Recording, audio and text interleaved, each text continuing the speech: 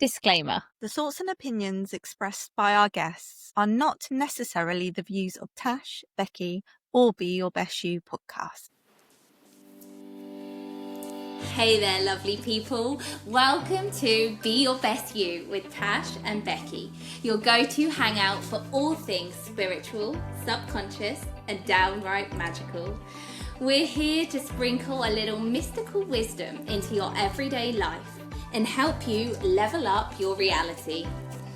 Picture this as your cosmic coffee date, where we chat about the unseen world, blend in some psychology vibes, and stir up the subconscious magic. Get ready to be the queen of your own reality, live a life that lights you up, and have a blast doing it. So grab your latte or your tea and let's dive into another episode of Be Your Best You, where the mystical meets the mundane and your best life awaits. Cheers to creating magic together. Let's do this. Hi, Welcome back to another episode of Be Your Best You with Tash. I'm Becky, the guest edition, and today on the show we have Tanya Sampson. Tanya is a death doula, a Reiki master, a silvotherapist, watch to find out what that is, and a sacred medicine facilitator. Yeah. Our conversation primarily focuses on the work that she does as a death doula, which is not just working with people who are dying, but working with people who are going through different transitions through their life. Yeah. So, well, like we were talking about ego death recently, it's kind of these transitions. We go through these kind of transitions in our life a lot. And she helps facilitate ego deaths, basically, doesn't she? So we have such an interesting conversation, and then it kind of blows up and gets a bit more open towards the end. But we had just a lovely conversation. We did. Thought-provoking. I think she really makes you reevaluate how you live your life. Yes, thank you. And Yes. what's important. Yeah. Yes. And hopefully you'll leave this episode with a sense of, let's do this. Yeah. Let's do this before we transition into the next phase, which is fun, but let's make the most of this life here. For shizzle. Enjoy, guys. Before we start, if your mind is constantly telling you, I should be doing more, and you're stuck in that cycle of overthinking, pressure, and never feeling like you've done enough, we've made you a free 12-minute audio reset. It's called Return to Self, and it's linked in the show notes. And today we have on the show Tanya. Tanya, welcome to the show. Tanya. Thank you. I'm super excited to meet you both and be here. And thank you so much for the invite.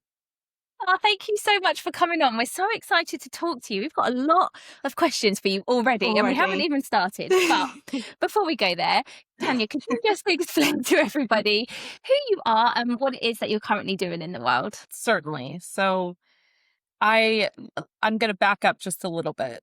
So about, I would say 5 years ago, I went through my dark night of the soul. And for me, what that looked like was just sort of a big question of who am I and what am I doing in this space and in this lifetime? And I had been working in corporate America and trying to be everything to all of the people in my life. And it became obvious that that was no longer working for me anymore. And so I sort of, through a lot of pain, both physical, emotional, spiritual, mental, all of that, realized that something had to change, and it had to change in me. It couldn't be anything external anymore. None of the externalities worked. Okay. And so I sort of started delving into a little bit more spiritually and holistically. I started working with an Ayurvedic doctor, and so working with him in Jyotish as well. He's my spiritual mentor as well. And I recognized that for me, the answers couldn't come from outside anymore. And so that sort of started guiding me down this path that throughout my whole life, I'd always been interested in sort of the occult and spirituality and all of the things out there. But I didn't really know what it meant for me because I was trying to be this other person that didn't fit. And I think as I've gone down this path, it led me to watching just this thirst for knowledge. Like I just wanted more info. And it started heavily for me with meditation. And within meditation, I would find that I would hear this voice that wasn't my own. That's what I call the intuition, because I know when I hear my voice, it's coming from here, and it's not always right. So I started tapping into my intuition a little bit more, and in stumbling through this whole process, I found my another mentor that I'm working with, another a woman in our community, and she runs what's called the Anamkara Academy. And I found her through a documentary. Her name is Mary Tiliano, and she's a beautiful sister of mine who has helped guide me along this path. She's a shaman, she's a death doula, she's an amazing person. She's based in Los Angeles here. And was watching this documentary, and I saw her and I was like, I'm supposed to like connect with this person. And so I did, and I started training with her. And then that has just sort of evolved into becoming sort of more of a professional path for me, as opposed to just an interest. Because as I'm doing all of this, I'm also still working a corporate job. And I'm crying every day before I open my laptop. And I'm like, this spirit is trying to tell me something. The universe is telling me this is not working anymore. Something has to break. Something is changing. And so that sort of brought me into the training and starting down this path with her, and then my spiritual mentor as well. And it's been a crazy ride. It's been a completely crazy ride. So, and I also am a Silva therapist, which is forest therapy. So I guide people in forests just to help them reconnect with nature. Yeah. Because so many people, I think, are living this life where they're, running around, they're in the city, they don't know how to connect, they're not feeling grounded. At least I know for me that's the case. It's so easy for me to feel disconnected and dissociated. Yeah. So having been from Washington State previously, it was very easy for me to walk into the forest. And for me, therapeutically, that has been such a beautiful gift, is reconnecting with the earth that we have available to us everywhere we go. And bringing other people into that space has been, I think, therapeutic for them as well. So Yeah. I do that. I am also a Reiki master. I trained with another shaman, dear friend of mine up in Washington State as well, and became a Reiki master in the Yasui and Holy Fire methods. And so I utilize that as well. That's been really interesting because I feel like that tool has helped me it has helped me hone my intuition even deeper, because when I'm in meditation, it brings me messages. When I'm in the state of helping others through Reiki, it helps me touch into these symbols. I have symbols that come to me, and I see pictures. And so utilizing all of these different tools and these gifts that we're given it's been incredible. It's been like such a beautiful journey. And it's not without pain. It's not without suffering. Oh yeah.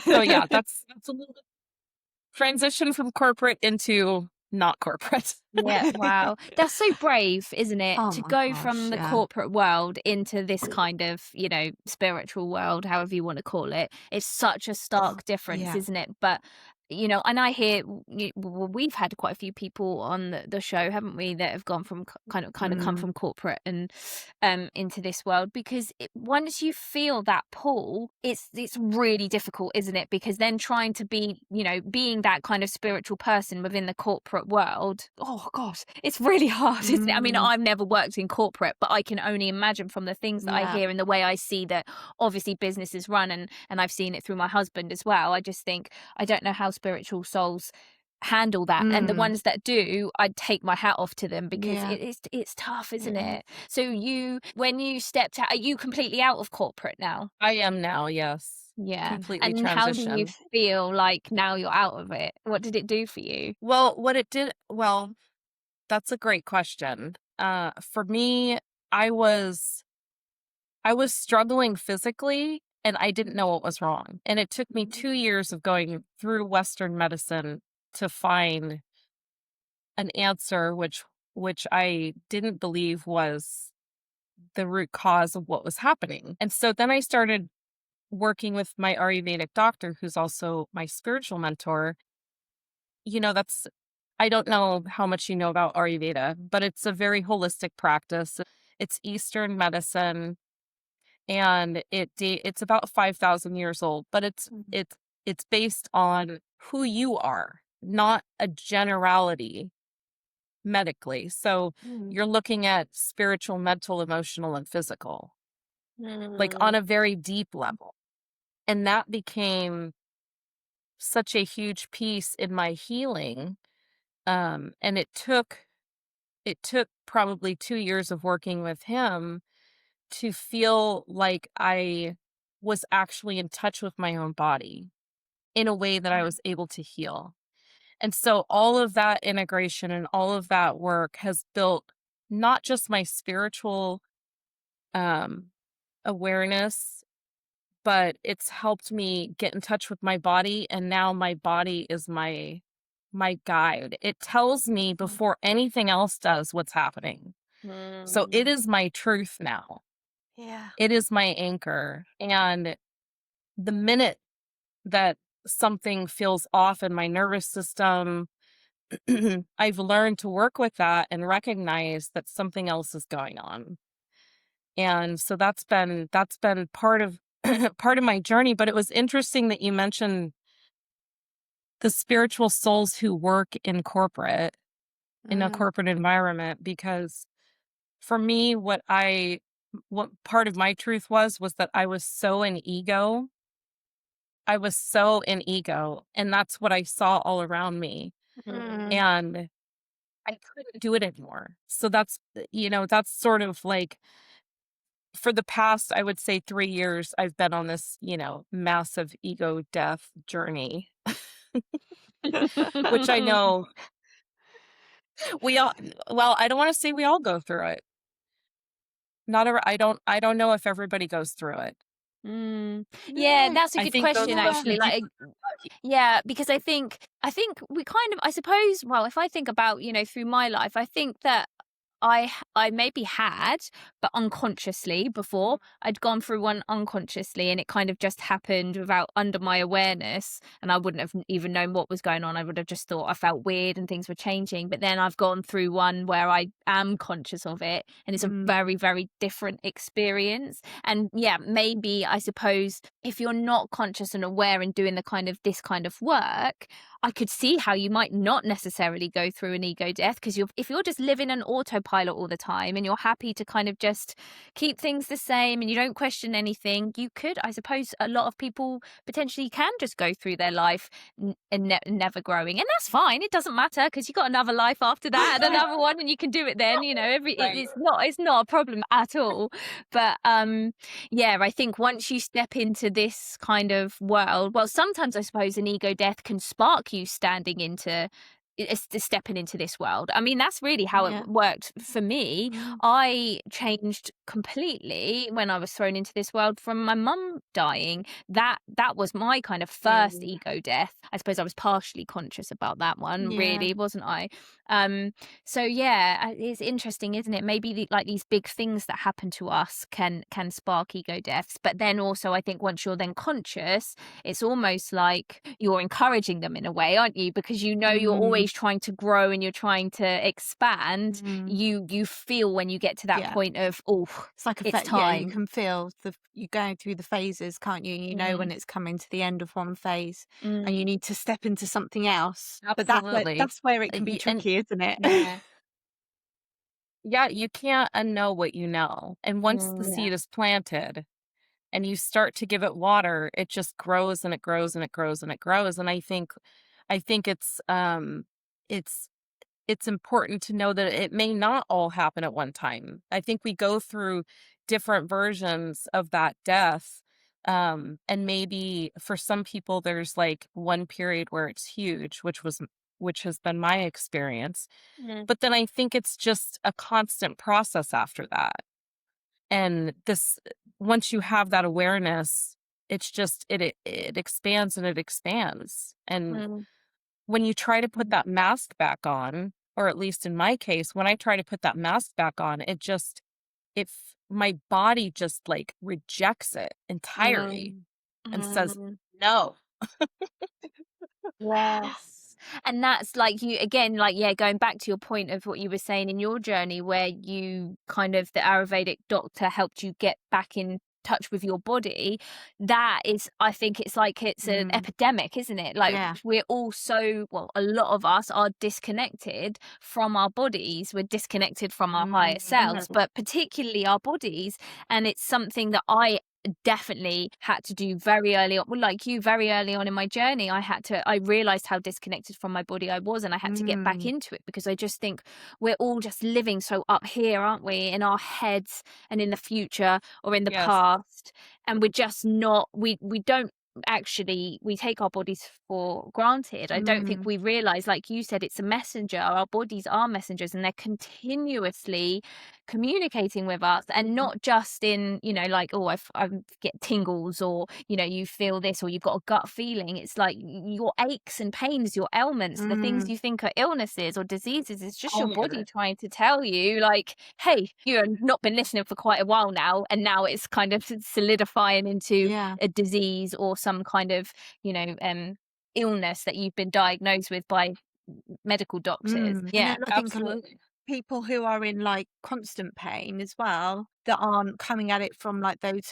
holistic views, you know, like you with your bad back, you got used to the pain, didn't you? You ignored it.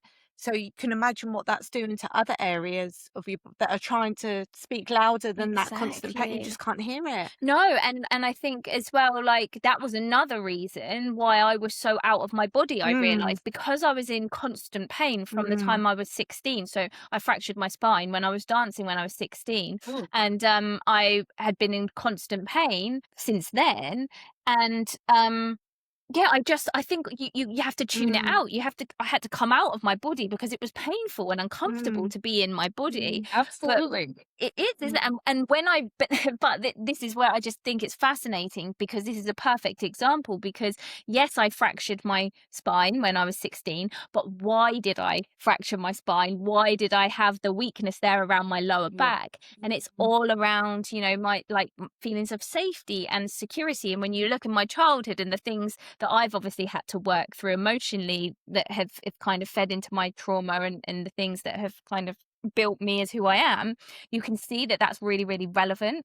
So as soon as when I stepped into this kind of the spiritual side of things, I started looking at my back pain in a completely different way. Though I had been told, you know, it would only ever get worse, and I would be in pain for the rest of my life. I was literally told this by doctors. And I was just thinking, no, I'm not going to accept that then. This is emotional. And I started working on those emotional things. And hey, guess what? My back started healing itself. And I've got the MRI scans to prove it. It is just amazing. It's amazing. That's very similar to my story too, was that I was in chronic pain. And the doctors diagnosed me with fibromyalgia, and I said, no, that's not an answer. There's much more going on here. And so working in Ayurveda or working with my doctor has been so helpful because it's allowed me to use, so I feel like we are the medicine. There is no medicine. We are the medicine. Wow. So whether you're working with, traditional Western medicine, or you're working with plant medicine, or you're working with, whatever it is, all that is a conduit to us to understand ourselves. And our bodies are, we've all heard of the book, the body keeps the score, right? That whole Yeah. concept of our bodies know the truth of what's happening. And like you said, your back was tied to a specific trauma. And when I learned what mine was, it was like the answer I'd been searching for so long. Because then I had this like roadmap that I could focus on to heal. And I tried to honor that because it's never been wrong. When I tap into that and I listen to the intuition that my body is giving me versus spirit or wherever else the intuition is coming from, because I think we have it from different channels coming in, that one it's never been wrong. I just didn't know how to read it and listen to it. Yeah. So We're just never taught, are we? We're not, and it's so important, but it's just something that we're not taught. But if I wanted anyone to know anything from what we're talking about here, is like when your body starts doing things, like even if you get a spot pop up on your face, or you have an earache, or your shoulder and it starts hurting in a particular place, pay attention. Don't just think we write it off, don't we? Oh God, I must be getting a cold, or oh, I must have slept funny, or oh, it's just I must have eaten something and I've reacted to it. Like, no, there's reasons your body is doing that. Just pay a little bit of attention, like you said. Start looking at. It's a lot of the Eastern medicine, isn't it? Where you can find out what different parts of the body symbolizes. But there's lots of places now, like where my work from doing past life regressions, it becomes very clear that when the higher self comes through. So I do QHHT, which is Dolores Cannon's method, and so we bring through the higher self, so you get a whole lot of more information. And you hear the same things over the time when people come in and I ask them kind of what kind of ailments or niggles have they got. I get their higher self to do a body scan, and I've noticed patterns already of if people have issues around their head or in their heart or in certain areas of their body, the higher selves are always saying the same thing. It's always related to the same thing. And I think Dolores Cannon's daughter, actually Julia, she wrote a book based on all of her mum's findings from speaking to these subconscious minds. So you can even find it there as well. There's plenty of places where you can look and see which area of the body is connected to things, and it'll give you the answer every time. It really will. You just have to be, like you said, Tanya, you have to be able to listen to it and understand and interpret it, because it's not something that we've been taught, but it is a language and you can learn it really quite quickly if you pay attention. Absolutely. I absolutely agree. I think that there is something that we have messages coming from all around us, and it's learning how to tap into those and learning how to hear those. And I think it's also so important that not only do we seek knowledge and we try to learn more, but that we actually use it. Because I know for me, one of the biggest challenges has been action, taking action, not just sitting in it, like not sitting in the fear that's holding me back, not sitting in the shame that won't allow me to look at what's happening. Right. And I feel like for me specifically, that's been the biggest piece, is actually taking action to do something different. Right. And that's scary. That's scary. And that's why I think that's why we're all in this conscious space, because we don't want that anymore. We don't want to live out of fear. I mean, I know for me, for so long, when I look when I started going through my own ego death, like I could see a clear pattern where every decision I made was based on fear. Yeah. And it wasn't until I could admit that, and then I could take the shame out of it, Mm. because the shame, I think, holds us back so much too. Mm. And especially working with people at end of life or just going through any transition, like that's a big part. How much are you attached to whatever it is that you're holding on to? Because that's fear. Yeah. Mm. That's the fear. And like being able to relinquish that, to let that go, and truly take that step back and look at really what our part has been in all of this. Who are we outside of this like individual self that we look at? What has our role been in all of these things that have made us unhappy, or all of the things that have made us happy, whatever it is? Like, how can we take that step back and look at that so that way we're not so attached Mm. through the eye of the individual self, right? Yeah, do you know, like that is the biggest thing, isn't it? This attachment that we humans have to things, and it's like you said, it's always around fear, isn't it? And I think from my work, I see a lot of it is just this. It's how we get our safety, isn't it? It's the control, It's isn't the it? control, And the and control the comes control, from the fear. and we want to feel safe, don't we? So we feel like we place our our safety in our financial situation, or on a partner, or on a relationship, or even on external things like our houses, and and then obviously our identity is wrapped up in that as well, isn't it? Like, oh wow, Yeah. I have, this is what I have. Yeah, Like, what am I this is without this? exactly. Yeah. But I mean, because like you said, you're a death doula, and we were having this conversation before we hit record, weren't we? But you don't actually. It's you're finding you're working more now with these kind of like the deaths within life. And so is this something that you help Right. people with, just letting go of this attachment? Because it's such a big thing, isn't it? And even when you're conscious of it, like I know, even when I kind of realized, oh my gosh, I'm so attached to this version of me, this part of me, why can't I just let it go? And even though I know I have to, I know why I'm attached to it, I know the reason that it's coming from fear and it's wrong, and it's really still hard to just let go, isn't it? Like, how do you help people with that? How do you deal with It is that? so hard to let go. It really is. And I think the hardest part for people is to recognize that they're even holding on.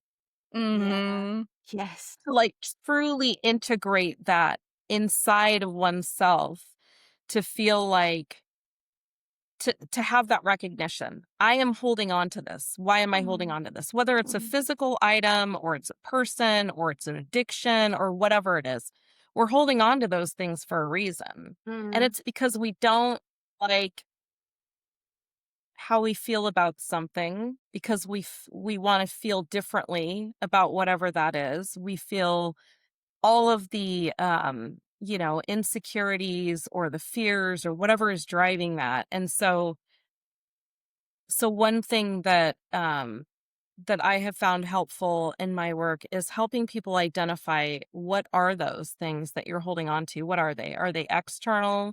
Is it a person? Is it an addiction? What is it?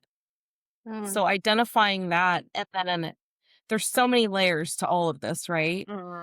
And everybody's process is different. Everybody goes through this process differently. So a big part of it is just like being open and understanding who it is that you're working with on a conscious level, right? Like trusting the energy, trusting that the right person, that this is the right relationship, and it's never the wrong relationship. You know immediately who you're picking to work with, right? Like who you're choosing. Um and just helping people see like all the fears in their life, all of the resentments, what's driving that, what role did we play into it, and what is the purpose of holding on to it anymore? Why are you holding that? Why are you holding that resentment against that person? What purpose is that serving? How is that helping you? And like in my own experience, what I have found was that I didn't want to let go of it because it allowed me to act in a different way. It allowed me to act out of ego. Mm. And because we're in a society where that's how so much of what's around us is driven, it's hard to walk into life, into a different version of yourself as this authentic person who you actually are, like who you truly want to be, who you really are. And another piece of it, I think, is like really identifying all the different versions of you, right? Because all of them are authentic. Yeah. But how do you integrate them all to Yeah. become this one Mm. whole version of you? Mm. And I'm talking about stripping off the masks. Take away all the masks.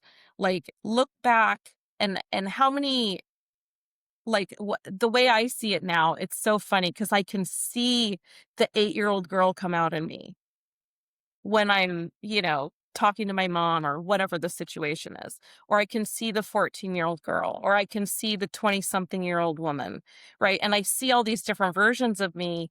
And when I'm actually able to take that step back, I can see why they've been trying to protect me.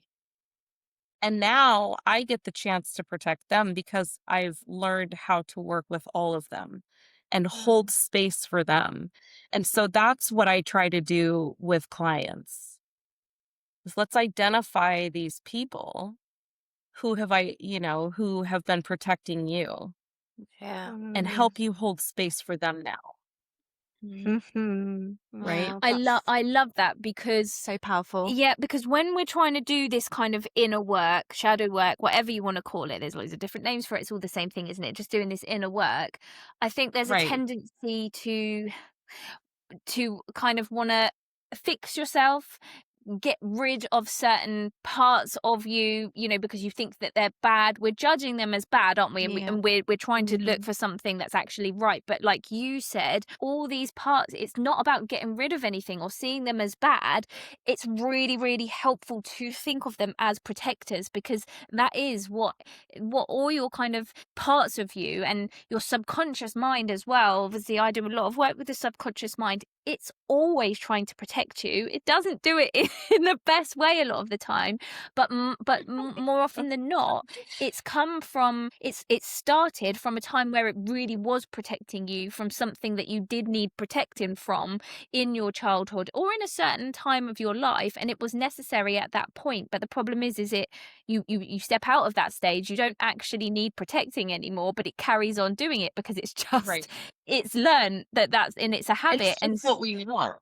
Exactly. And so Yeah. when you can see it, like you said, like that is the best way to see it. I do truly think that is, it's like you're bringing all of these parts of you, all of these versions of you, and you're giving them what they basically needed when when that protection started. Yeah. There was some kind of need that wasn't being met. There was some kind of fear there that wasn't being looked after, Mm. that made them need this protector part. So if you, like you said, now, if you can come in as the conscious being that you are now, and give each thing to them that they needed and see them for who they are, not as something you need to Right. get rid of or shut up or Yeah. all of the, just like, just bring it. It's all part of you. And that makes this process a lot easier, I think, because it's so easy to love. I mean, it's not easy to love ourselves. That's a really hard part of this work, isn't it? But it's much easier to, when you realize that you can just give something love rather than trying to fix it. Yeah.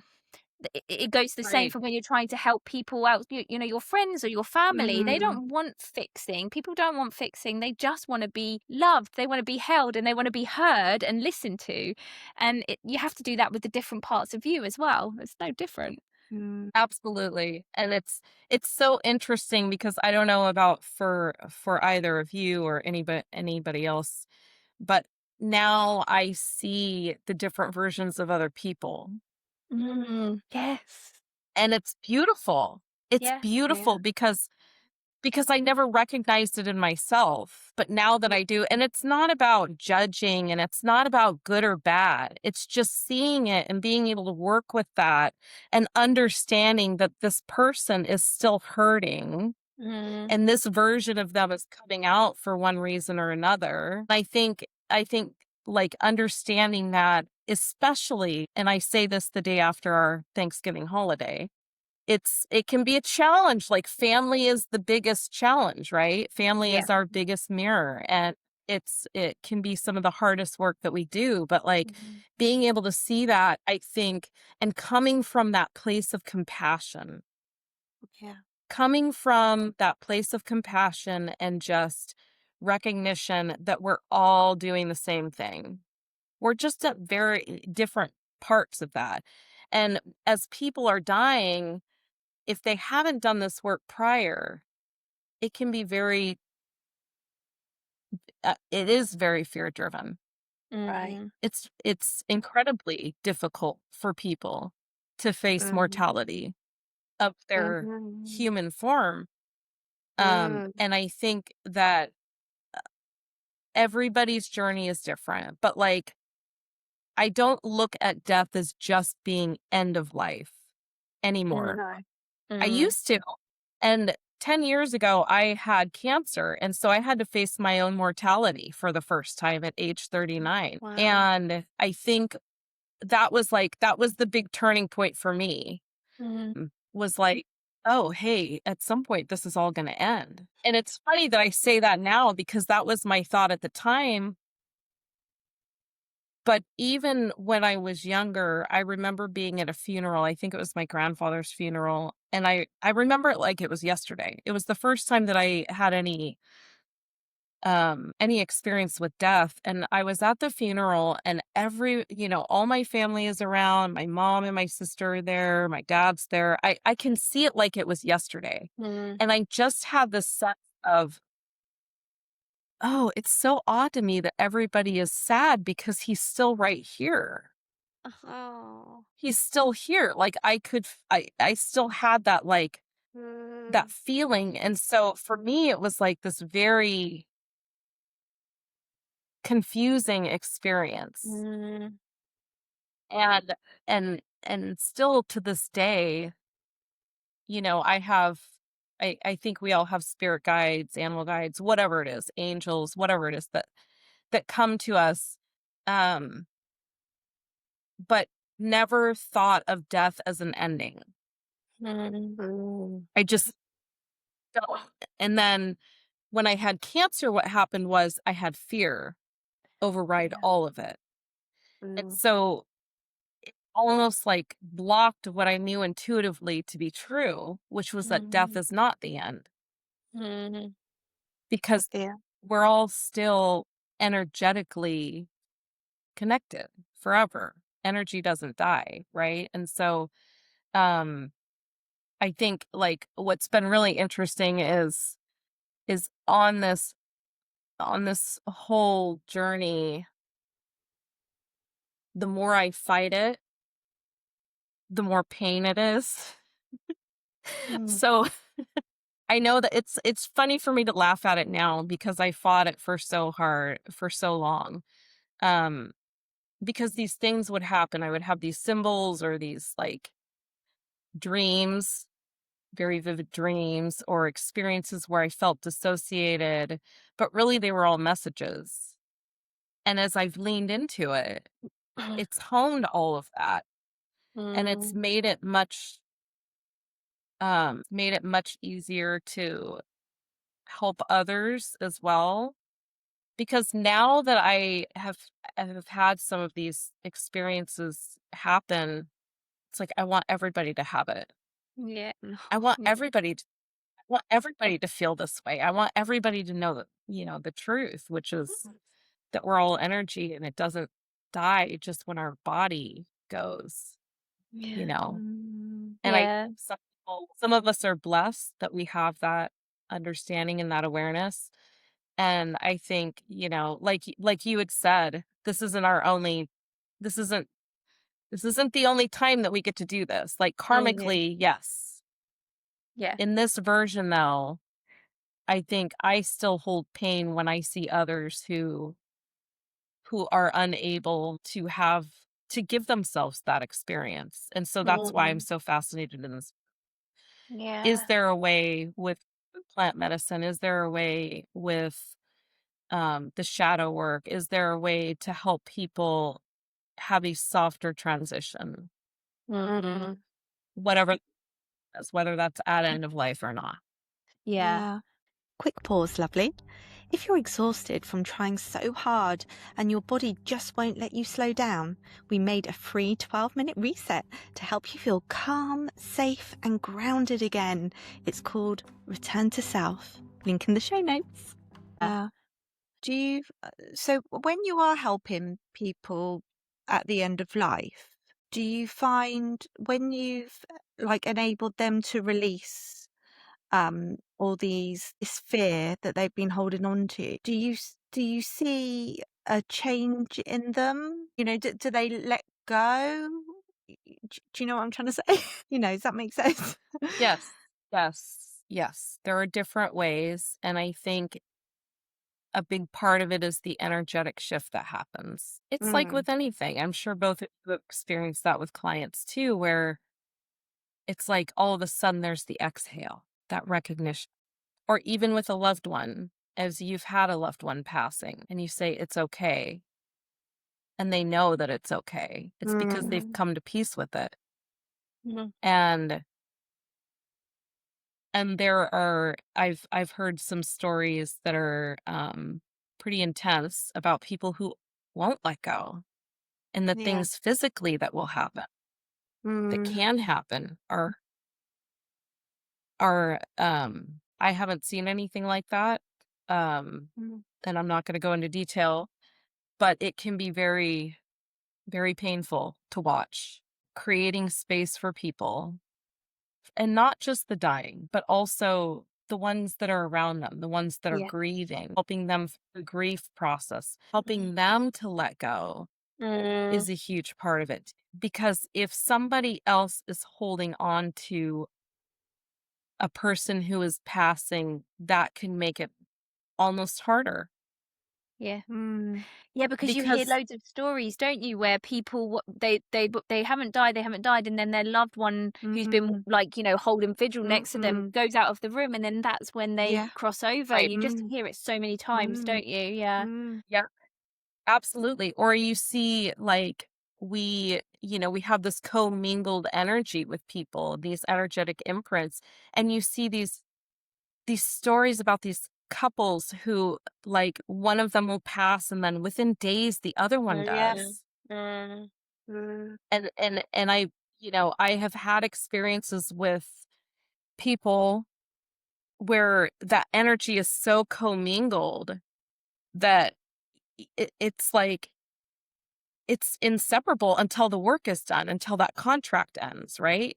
And I'm not talking about the sign on the dotted line kind of contract. I'm talking about the soul contract. I'm talking about there are energies and those frequencies that are drawn together, and when you have those in competition with somebody who's trying to let go, or who's in fear of letting go, the dynamic of what's surrounding them is so important too, and surrounding all of the other individuals. So, like, part of the job of a death doula is to guide them through the family and the dying, to make sure that you're honoring the wishes of the dying Mm.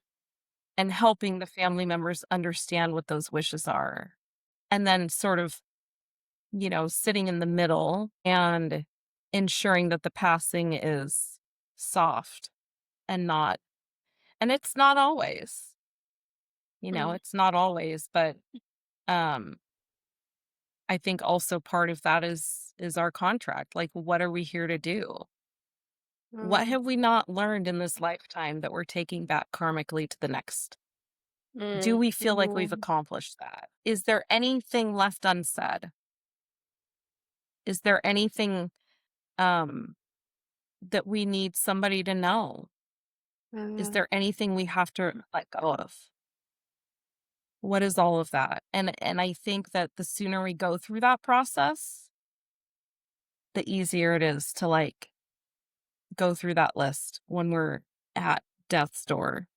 Yeah. Yeah, like it's got me think, like, as we've Mm. been talking kind of about this, and obviously with the view of you being a death doula and you've worked with people up really at the end of life, it's really kind of like become like really obvious to me of how the more you can do this kind of death work whilst you're alive, Yeah. the smoother Mm.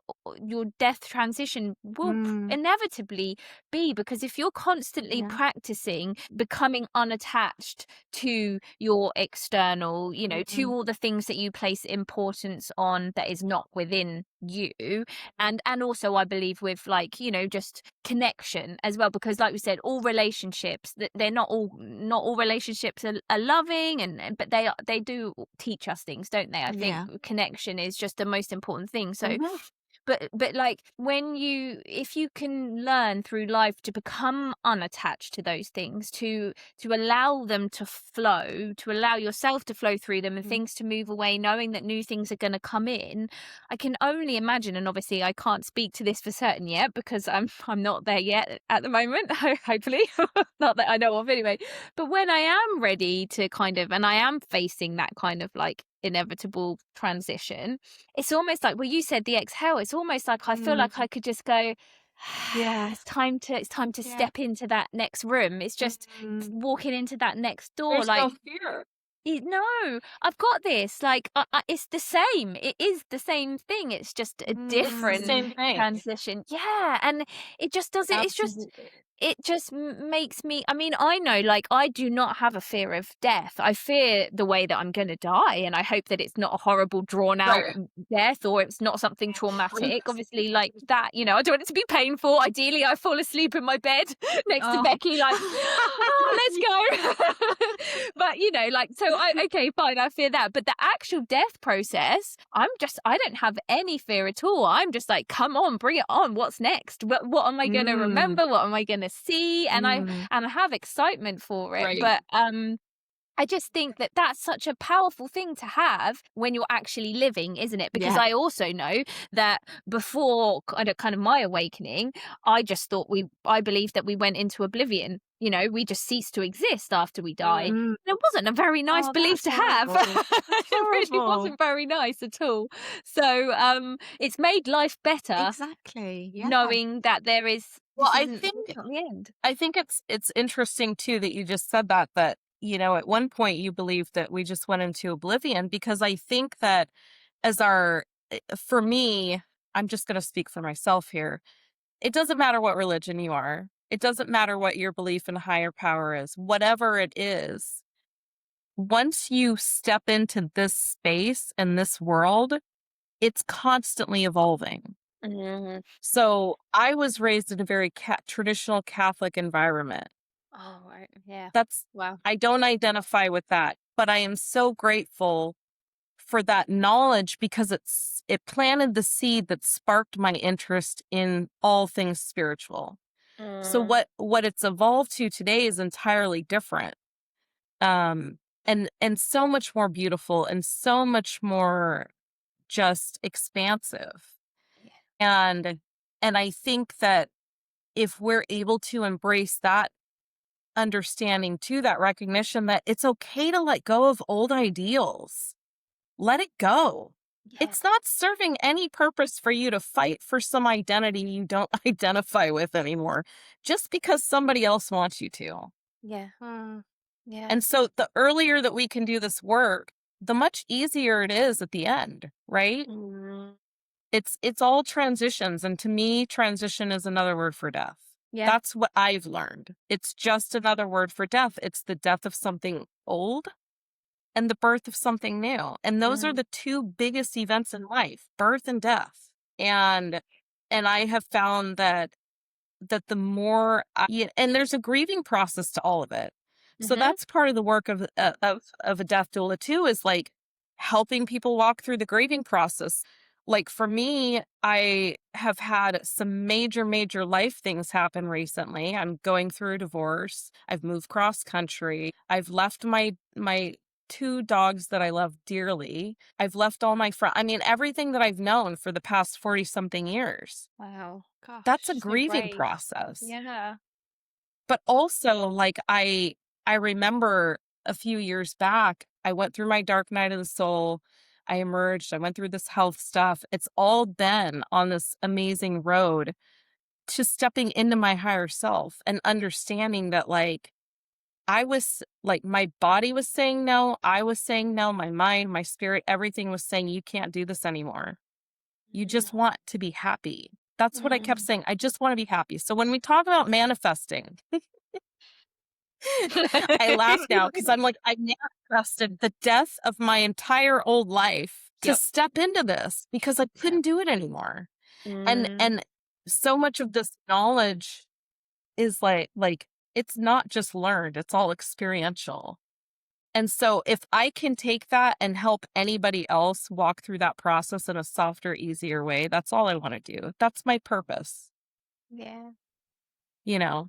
And I didn't know what my purpose was. I thought my purpose was to make big companies a lot of money for a long time.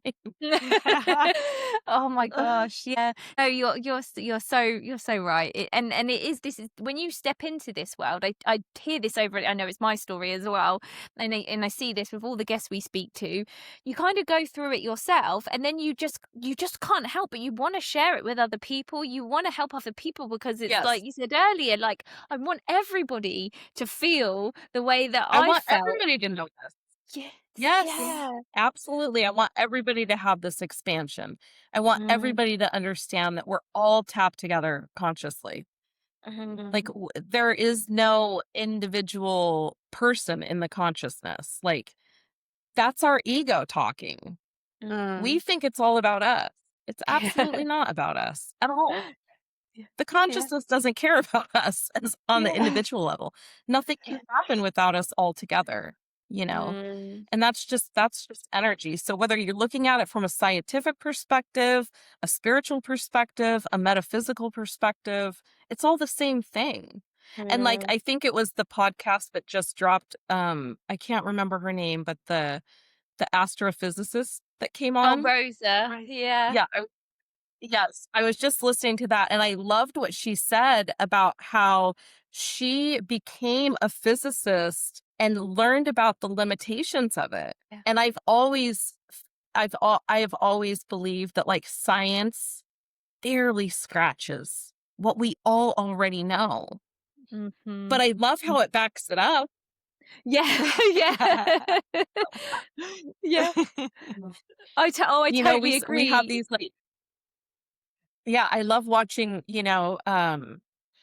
all of the science that's coming out, all of these amazing discoveries in space and black holes and all of that and how energy works. And it's like, yeah, you could have talked to all these people over here. Yeah, exactly. It is. It's so funny, isn't it? You hear it now and you're like, these people were saying that Oh my like God. 800 years ago and you're laughing at them.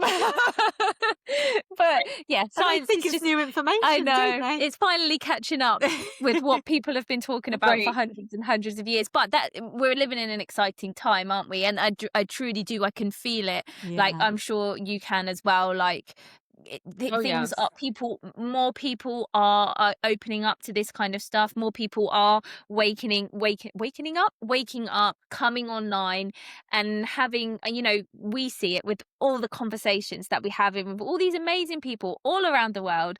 We're all saying the same thing and we all want to share it. So I just see it. It's just going ping, ping, ping, ping, ping. And it's like the butterfly effect, isn't it? The more of us that are talking about it and wanting to share, is helping other people to awaken to it, and then they're going to go do that as well. And I just feel like we're reaching a tipping point. We're getting very close to a tipping point where enough agree. of us are going to are realizing this, and it's just going to be a whole new world to live in, isn't it? I agree. And, it's been interesting because this isn't the first time that I've had this conversation with people. I've had conversations where, like, there's this feeling, there's this sense that something is happening, something massive is shifting. And I think, like, not that time actually exists, but if there is a timeline to it, in the next 4 years, there's something major happening.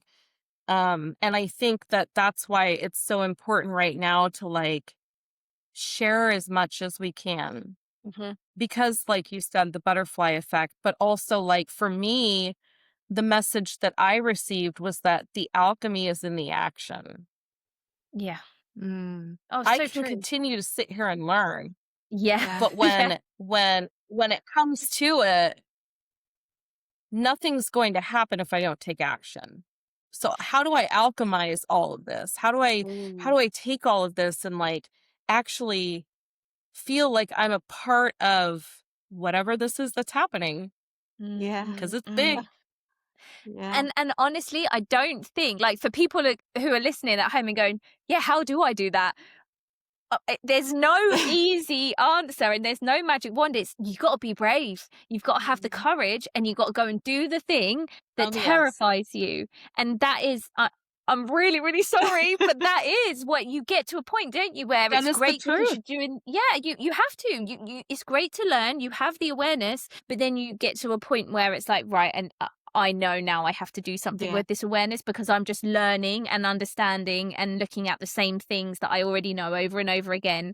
Now it's time to put my money where my mouth is, really. And it's tough. But when you do it, oh, you feel things shift immediately. You then really do see, this is Absolutely. what all this quantum stuff is about. This is what like timeline, like quantum leaps and timeline jumps and all of that stuff, like manifesting, all those buzzwords. Yeah. Like, I get it. I see it in action. But in order to see it, you have to take the action, don't you? And yeah, it's Absolutely. it's scary.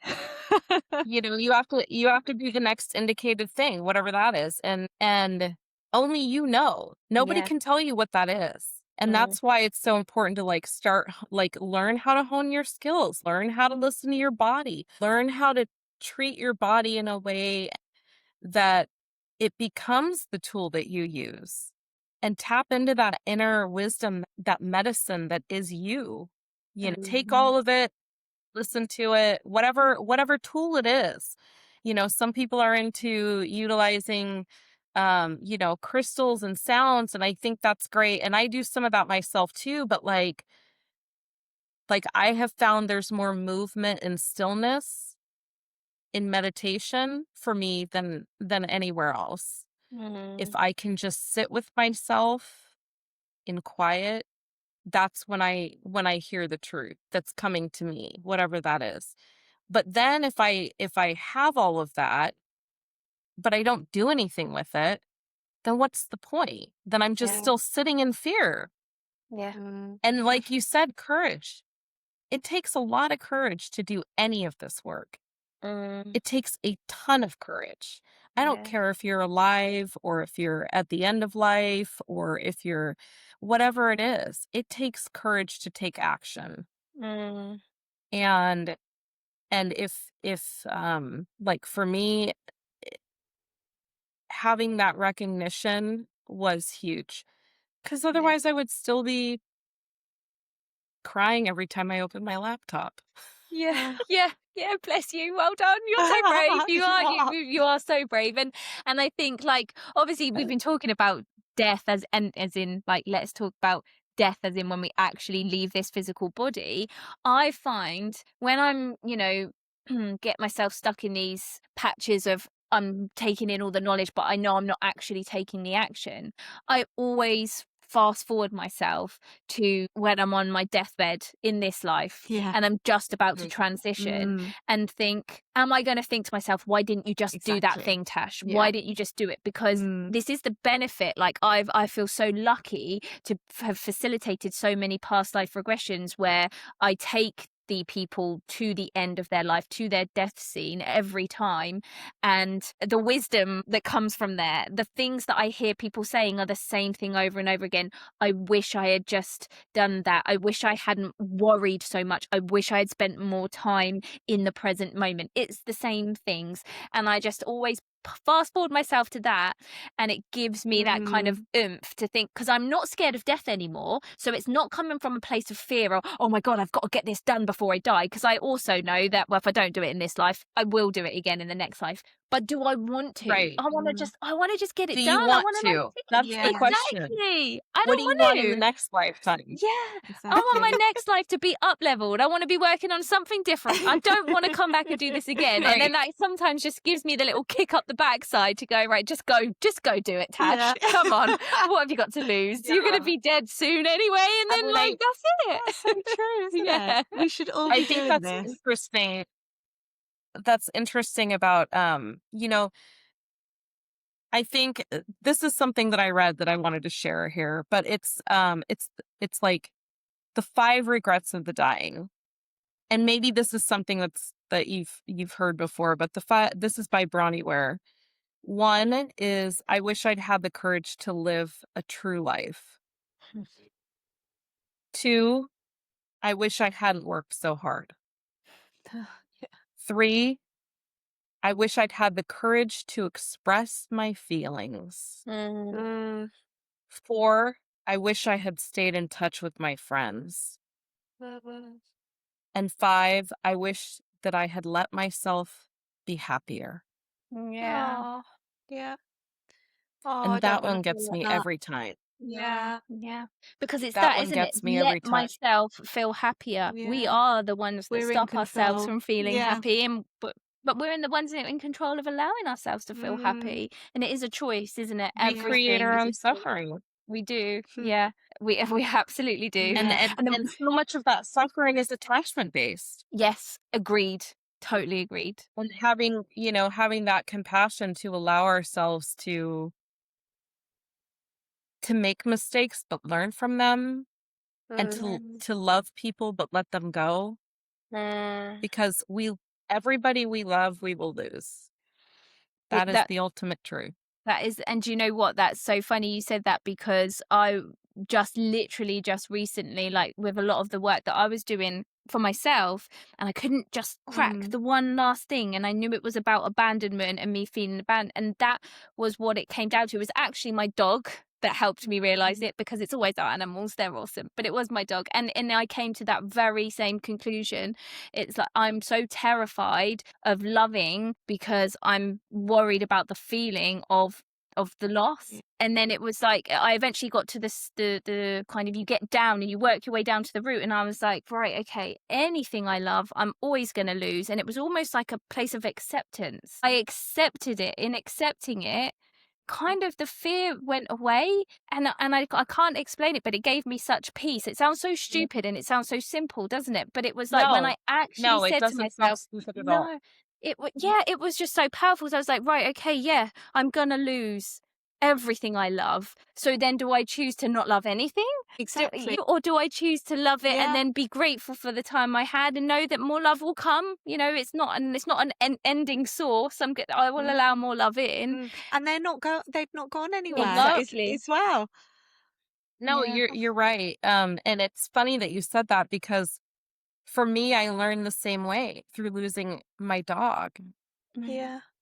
And in that, what I recognized was that love is there is no end to love. There is no end, and it's expansive. And just because I love this doesn't mean that I can't love this. And there's so much of it that, like, why wouldn't I want to give all of it? Why wouldn't I want to receive as much of it as I can? And so part of my work was like in receiving, Oh, yeah. not in giving. I'm good at Yeah. giving, but in the receiving, that's Yeah. where my fear was in receiving.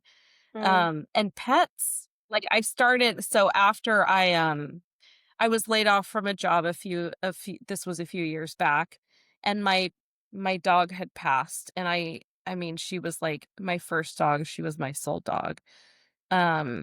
And I was sitting in my house one day, and my husband was at work, and I was like, there's no other heartbeats here. And it just, like that recognition of I can't not love more. And so I started doing a lot of, like, just pet sitting and dog walking, just because I needed to get out of my head. I needed to get out of my house.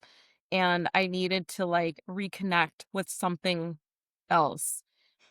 And in that loss, like I started meeting all these other dogs and these other pets, and it became it was so therapeutic for me. I can't even tell you, because I feel like losing a pet is the hardest thing there is, because they are what we want from love, and they are how we want to give love. It is unconditional, and it is endless. It is forever. It is so beautiful. And so like that knowledge has helped me with letting go of the attachment when it comes to people as well. Yeah. And just detaching from all things, knowing that all things end.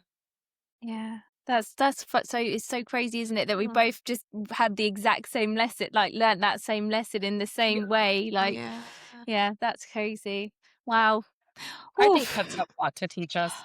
Oh, 100%. 100%. We say that all the time, don't we? What's that? Pets have so much to teach us. Oh my goodness. Yeah. Yes. And dog is God. I say that a lot. Yeah. Yes. I'm like, teach me to my dog. Yeah. Show me. They're just so wonderful. We just love animals so They are. much. Oh, you were making. I was filling up with you talking. Yeah. So sorry about that. Nothing gets me time. I know. I get to feel all of us. All of us are just like, oh. Oh dear Because me. that is the ultimate love. Yes. I mean, I don't know. I feel like it's the ultimate love. It has shown me time and time again that like we can love in a way that is selfless. Yeah. Mm. And like, limitless. so much compassion. Yeah. Yeah. Oh, Tanya, that's an absolute. We need to leave that note now, because it does. 10 people to you. Ooh, that's a great question. I realized I should probably send you a couple links. I don't know if I did, but if I send them to you, can you? Absolutely. We'll put those them in the out? show notes. Yeah, absolutely. Yeah. Okay. Cool. Okay, right. Well, check the show notes if you want to get in touch with Tanya. They will be there by the time you listen to this episode. Before we leave, just really quickly, what would you like to leave our listeners with today, after all the things you've kind of learned in your journey doing the death doula stuff? What would you like to leave people with today? I think that's a great question. Do the work sooner. Do the work earlier. Let go of attachment, and let your ego go. Yeah. Because the true beauty in life comes when the ego dies.